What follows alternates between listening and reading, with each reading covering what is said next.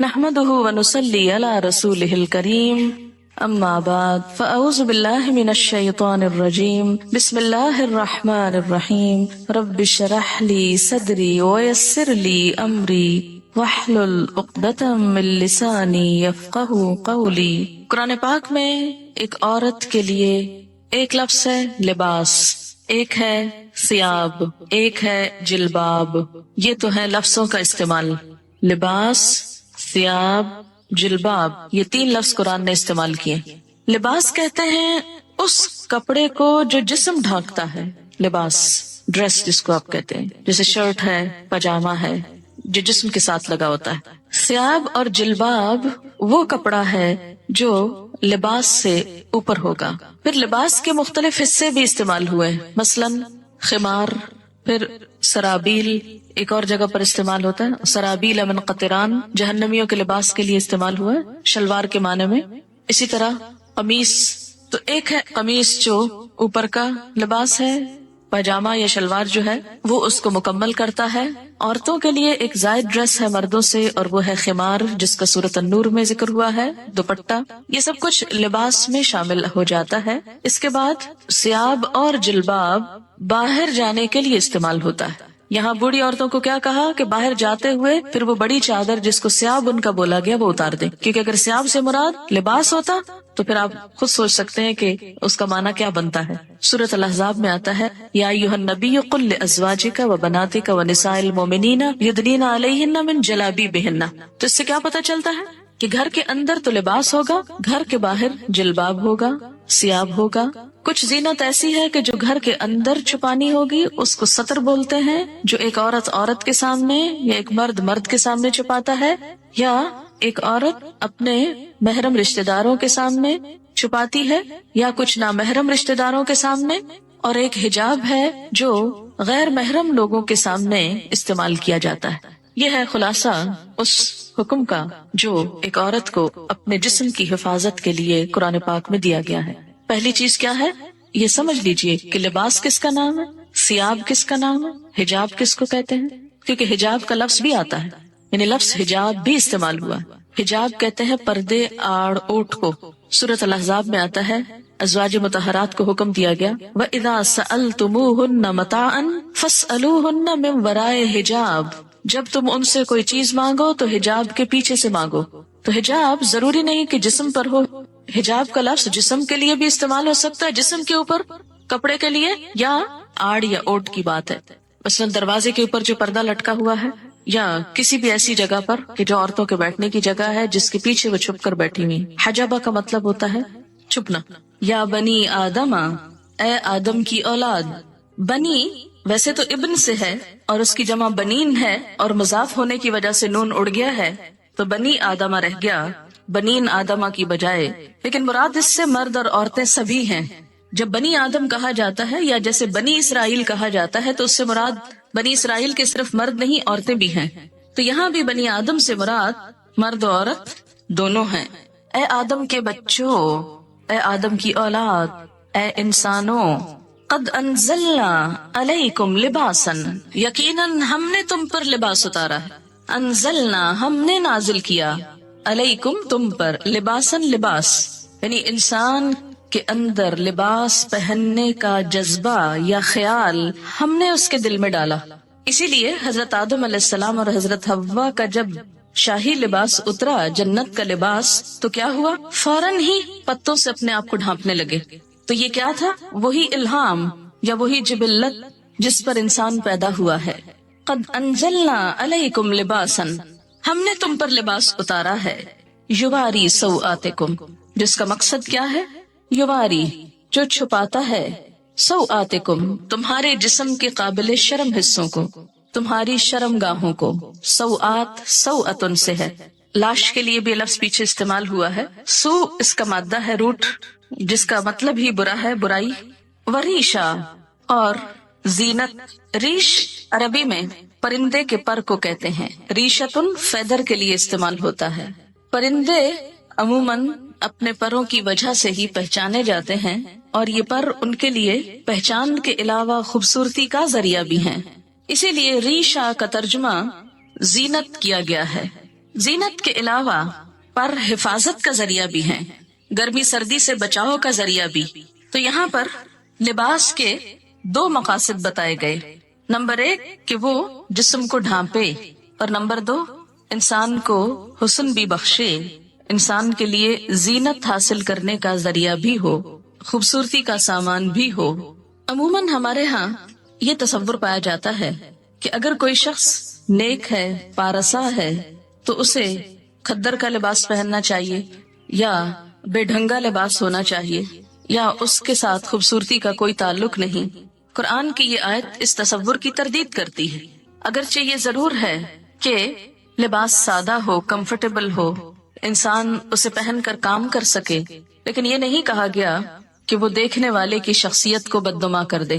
جہاں تک یواری سوآتکم کا تعلق ہے تو لباس کی دو چیزیں بتائی گئی کہ وہ شفاف نہ ہو، وصاف نہ ہو۔ شفاف کا مطلب کیا ہے؟ ٹرانسپیرنٹ نہ ہو، یواری چھپائے۔ اگر کوئی لباس جسم کو چھپاتا نہیں، یواری کی صفت پوری نہیں کرتا، تو وہ بھی اسلامی لباس نہیں۔ اور دوسرا وصاف نہ ہو۔ وصاف کا کیا مطلب؟ اتنا ٹائٹ نہ ہو کہ جس سے جسم کے اعضاء الگ الگ نظر آنے لگے۔ نہ مردوں کے لیے یہ پسندیدہ ہے اور نہ ہی عورتوں کے لیے۔ اب آپ دیکھیں کہ یہ جو شرط لگائی گئی، یواری جو چھپائے، اب ذرا سب اپنے اپنے لباس کو دیکھیں، کہیں آپ کا جسم جھلک تو نہیں رہا؟ دیکھیں نا، خود کو نہیں دیکھ سکتے، خود کو نہیں دیکھ سکتے، شرم، اپنے آپ سے شرم، تو دوسروں سے شرم نہیں آتی، اور اس سے بڑھ کر اللہ سے نہیں آتی۔ ہم مسلمان ہیں، ہم اس وقت سب سے زیادہ مقدس محفل میں بیٹھے ہوئے ہیں، اگر اس محفل میں بیٹھ کر اللہ کا حکم پورا نہیں کر سکتے، کہاں کریں گے؟ فطرت میں ہے نا، اس لیے ابھی دین سے نہیں پوچھیں، فطرت سے پوچھیں۔ تو میں نے آپ سے کہا تھا کہ ہم سب اس آیت کی روح سے خود کو پرکھتے۔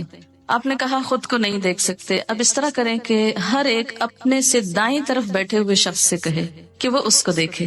ہر شخص پہلے اپنے دائیں طرف والے سے پوچھے، یعنی پیئرز میں ہو جائیں نا، دو ہو جائیں، پھر اس کے بعد ہر 2 شخص ہو جائیں، اور پھر دونوں ایک دوسرے کا لباس دیکھیں ذرا، اور کیا دیکھ کر بتائیں گے کہ کیا آپ کا جسم اس سے جھلک رہا ہے یا نہیں۔ یہ دین، ابھی دین کی بات نہیں ہو رہی، یہ فطرت کی بات ہو رہی ہے نا۔ دیکھیں آپ کے جو ماں باپ تھے سب سے پہلے والے، آدم اور حوا، ان کو کسی نے سکھایا تھا؟ کسی نے نہیں بتایا، لیکن پیور تھے نا۔ تو باوجود اس کے کہ شیطان کے حملے کا شکار ہو چکے تھے، لیکن جو ہی شیطان نے ایک حملہ کیا، دوسرا نہ کرنے دیا، اپنے آپ کو ڈھانپ لیا فوراً، دیر ہی نہیں لگائی، مشورہ بھی نہیں کیا کہ ڈھانکے گئے ایسے ہی پھرتے رہیں، کون ہے تیسرا یہاں؟ وہ یہ کہہ سکتے تھے نا کوئی تیسرا تو ہے نہیں، اور وہ تو آپس میں شوہر اور بیوی تھے، ان کا کیا پردہ؟ کوئی وحی نہیں آئی تھی کہ جسم ڈھانپو، وہ تو کیا ہوا، آ کے شاہی لباس اتروائے گئے۔ پھر آپ دیکھیں کہ آپ میں سے کچھ لوگ سوچ رہے ہوں گے کہ تو ہم عورتوں میں بیٹھے ہیں، کیا فرق پڑتا ہے؟ لیکن کیا ہم یہ لباس صرف عورتوں میں پہنتے ہیں یا باہر بھی، جہاں آدمی ہوتے ہیں سڑک وغیرہ، گاڑی میں، وین میں، ڈرائیور، دوسرے تیسرے، ان کے سامنے بھی؟ اور پھر تیسری چیز یہ کہ اسلام کی روح سے نہ پوچھیے نہ بتائیے، صرف فطرت کے اعتبار سے پوچھیے کہ گھٹنوں سے اوپر کا حصہ جو ہے نا، یہ خاص طور پر قابل شرم ہے نا، جس کو ران بولتے ہیں، اوپر کا حصہ، ٹانگ کے اوپر کا حصہ جو ہے۔ آپ دیکھیں کہ کیا یہ عورتوں کو بھی دکھانا چاہیے؟ نہیں، عورتوں کو بھی نہیں دکھا سکتے، پنڈلیوں کی حد تک خیر ہے، لیکن گھٹنا میں نی، جو نیز ہے آپ کے، اس سے اوپر عورت بھی نہیں دیکھ سکتی۔ اسی طرح پیٹ، کمر، یہ حصے، تو آپ اپنی اپنی لباس کو چیک کریں کہ کیا آپ کے بیٹھنے کے انداز سے، کیونکہ میں جب یہاں سے پڑھا رہی ہوتی ہوں نا، بعض اوقات میری نظر پڑ جاتی ہے اور پڑھانا میرے لیے مشکل ہو جاتا ہے، لیکن میں نے اتنے دن اس لیے خاموشی اختیار کی کہ میرا حکم آپ کیوں مانیں؟ میں آپ پہ داروغہ نہیں بنا کے بھیجی گئی، معلم تو ہو سکتی ہوں لیکن داروغہ نہیں، پولیس مین کا کردار نہیں۔ جو اللہ سے نہ ڈرے وہ مجھ سے کیا ڈرے گا؟ اگر مجھ سے ڈریں بھی تو آپ کو تو کوئی فائدہ ہی نہیں، کوئی ثواب ہی نہیں، ثواب تو اللہ سے ڈرنے کا ہوگا۔ کتنا کپڑا لگ جائے گا، یا کیا ایسا مٹیریل اویلیبل نہیں؟ اگر نہیں تو اویلیبل کر لینا چاہیے، یا اس کے اوپر کچھ اور پہن لینا چاہیے جس سے وہ ڈھک جائے، کیونکہ بخاری اور مسلم کی حدیث ہے، صنفان من اہل النار لم ارہما، آگ میں جانے والوں کے 2 گروہ جنہیں میں نے نہیں دیکھا۔ ایک گروہ ان میں سے مردوں کے بارے میں ہے، ظالم حکمرانوں کے بارے میں ہے، اور دوسرا عورتوں کے بارے میں ہے۔ حدیث کے الفاظ ہیں، یہ میرے الفاظ نہیں کہ مت سوچیں کہ آپ یہ کیسی باتیں کر رہی ہیں اور ہم کو یہ ڈرا رہی ہیں اور یہ کہہ رہی ہیں، میں تو کوئی حیثیت نہیں رکھتی کہ آپ کو کچھ بھی کہوں۔ نبی صلی اللہ علیہ وسلم کے الفاظ ہیں، اور جو آپ پر ایمان لاتا ہے آپ کی بات کو بھی اسے ماننا چاہیے۔ ورنہ تو ماننے کا کوئی مقصد نہیں۔ اور اگر ہم چاہتے ہیں کہ قیامت کے دن آپ ہماری شفاعت کرائیں، آپ ہمیں حوض کوثر سے پانی پلائیں، حشر کے میدان میں جہاں اتنی گرمی ہوگی کہ ہر شخص، حدیث میں آتا ہے ہر شخص عطش پیاس کی رٹ لگائے ہوئے ہوگا، کہ ہر شخص پسینے میں ڈوبا ہوا ہوگا، جس کی تھوڑی سی جھلک آپ کو ہلکی سی، اس سے 70 گنا 70 ڈگری ٹیمپریچر زیادہ کہہ لیں، سورج قریب ہوگا، کوئی چھت سایہ بھی نہ ہوگا سوائے رحمان کے عرش کے سائے کے، کہ جس کے نیچے مخصوص لوگ جا سکیں گے، ہر ایک نہیں پہنچ سکے گا وہاں۔ آپ صلی اللہ علیہ وسلم اپنی امت کو حوض کوثر سے پانی پلائیں گے، اور جس کو ایک دفعہ پلائیں گے دوسری دفعہ اس کو پیاس نہ لگے گی۔ ہم اپنے اس لباس میں آپ کے سامنے جا سکتے ہیں؟ مثلا سوچئے کہ جیسے تصور میں لائیے کہ نیچے آپ صلی اللہ علیہ وسلم تشریف رکھتے ہیں اور آپ لفٹ سے اترے ہیں، سیڑھیوں سے اترے اور آگے آپ کی ملاقات ہو جاتی ہے، ان سے فیس کر سکتے ہیں ان کو؟ تو وہاں ان سے حوض کوثر سے پانی لے کے کیسے پئیں گے اگر ایسے عمل ہوئے؟ آپ نے فرمایا نساء کاسیات عاریات، نساء عورتیں، کاسیات لباس پہنے ہوئے، کاسیہ کسوہ سے ہے، کاسیات عاریات، عاریہ عورت سے، عاریہ ننگی عریانی سے، ایسی عورتیں جو لباس پہن کر بھی ننگی ہوں گی، obviously یعنی جسم اس میں سے جھلک رہا ہوگا۔ نساء کاسیات عاریات رؤوسہن کاسمنۃ البخت، ان کے سر اونٹ کی کوہان کی طرح اونچے اٹھے ہوئے ہوں گے۔ ہیئر سٹائل کی طرف اشارہ ہے کہ ان کے سر اونچے اٹھے ہوئے ہوں گے، کس طرح؟ جیسے اونٹ کی کوہان اٹھی ہوئی ہوتی، کوہان اس کی ہم کو کہتے ہیں نا وہ ابھرا ہوا حصہ ہے۔ فرمایا لا يدخلن الجنت، یہ جنت میں داخل نہ ہو سکیں گی، ولا یجدن ریحھا، اور اس کی خوشبو بھی نہ پا سکیں گی، حالانکہ اس کی خوشبو دور دور تک پھیل رہی ہوگی۔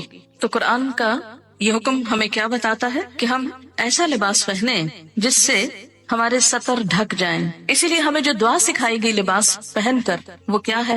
الحمدللہ الذی کسانی، اللہ کا شکر جس نے مجھے لباس پہنایا، ما اواری بہی عورتی، جس سے میں اپنے عریانی کو چھپا سکتا ہوں۔ تو اس دعا میں بھی یہی لفظ ہے، واتجمل بہی فی حیاتی، اور میں اپنی زندگی میں اس سے خوبصورتی حاصل کرتا ہوں۔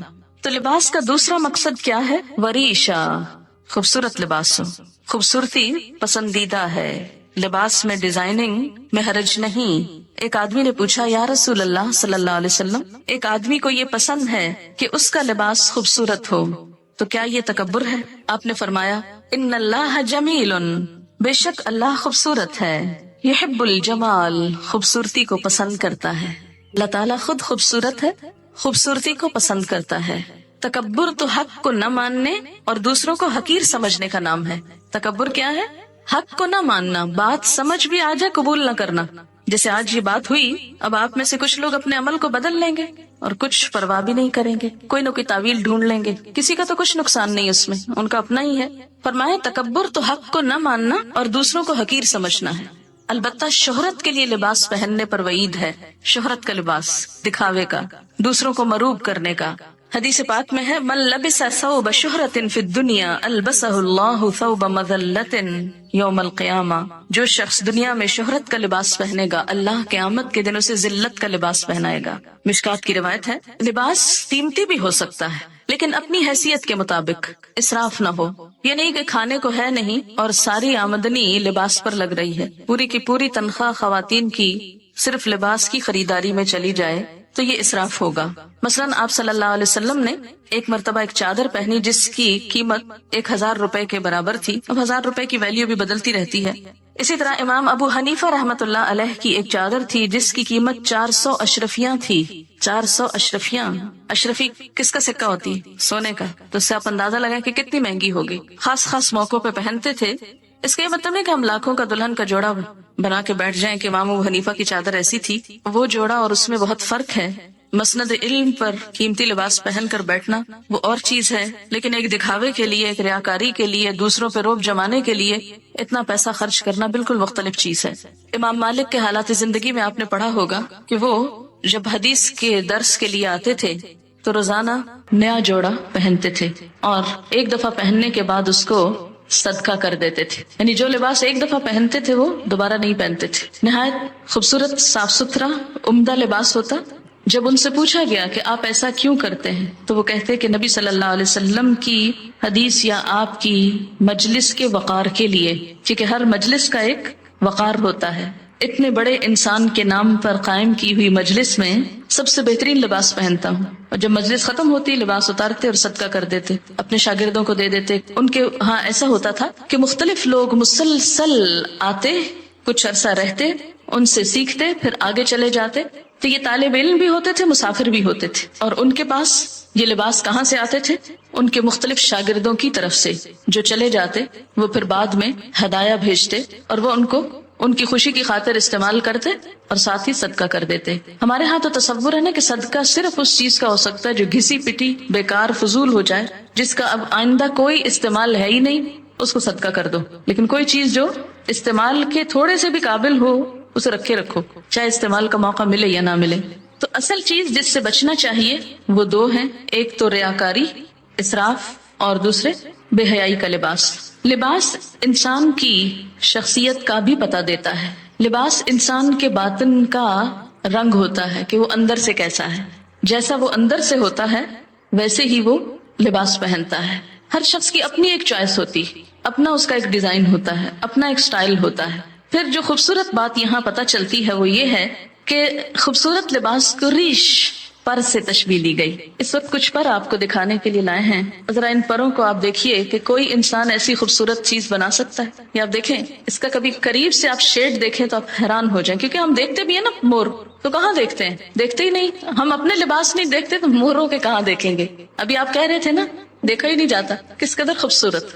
ایسے لگتا ہے جیسے کسی نے دھاگے سے باقاعدہ وہ کڑھائی کی ہوئی ہے، اور اتنے خوبصورت شیڈ، اتنے زبردست کہ انسان حیران رہ جاتا ہے۔ اور ایسا تھریڈ، اتنا سلکی تھریڈ تو ہم ویسے خود بھی پروڈیوس نہیں کر سکتے، اس میں وہ نظافت اور لچک، اور پھر آپ دیکھیں کہ کس خوبصورت طریقے سے اس کی آؤٹ لائن بنائی ہوئی ہے، اور آؤٹ لائن کے ساتھ بھی شیڈز ہیں، اور پھر جو پر اٹھے ہوئے ہیں یہ آپ دیکھیں کتنی ترتیب کے ساتھ، جیسے کسی نے باقاعدہ ٹرمنگ کی ہوئی۔ یہ خود ہی بن گئے، خود نہیں بن سکتے۔ اللہ تعالیٰ نے پرندوں کو تو خود ہی دے دیا، خود ہی پہنا دیا، ہمیں عقل دی اور کیا کہا؟ استعمال کرو اور اپنے لیے خوبصورت لباس بنا لو۔